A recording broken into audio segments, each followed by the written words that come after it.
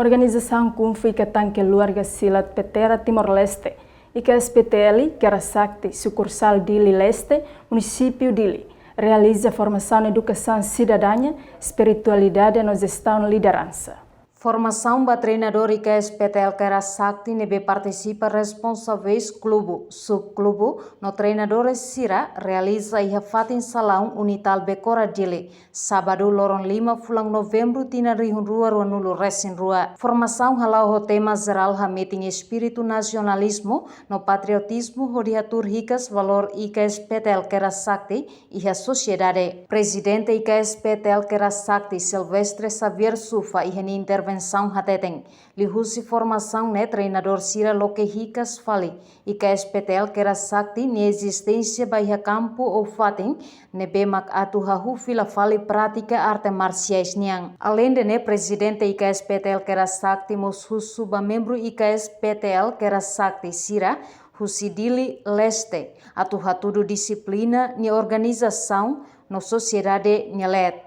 Au subar di Leste atau neve disciplina di Leste sempre mai ho tensel cria buat neve maktia kriu bayi ta buat sirahut agora dadau formação sirakne passo ida usi segundo diretiva nacional neve makfosai usi comissão reguladora arte marciais bakada arte marciais sira neve mak tenser prensa requisito sirakne IKS lauda dau ohen itahuo situação idane auto tente kata batsarvan dili lestenian dili weste dili lestenian au subai tabot sira atulune bele hatur qualidade nebe baktia existência de lestenian au fiar katak bahira liute formação sirakne treinador sira sempre iha experiência tua atulune bahira pratica arte marciais nebe makse verifica usi comissão reguladora arte marciais ita sehet a qualidade nebe makdia. Iha fating hanesang representante comissão reguladora arte marciais CRAM Hericolo Hateteng. IKSPTL sucursal Dili Leste marca história fong ida lihusi formação durante semana ida.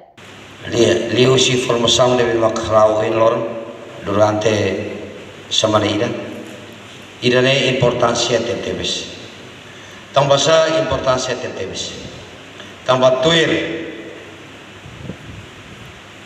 segundo diretiva Kramnia ia ponto 3 dia kata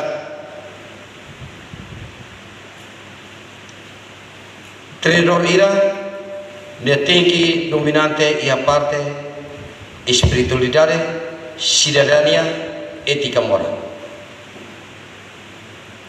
Então, ia na vara de importância temos. Leve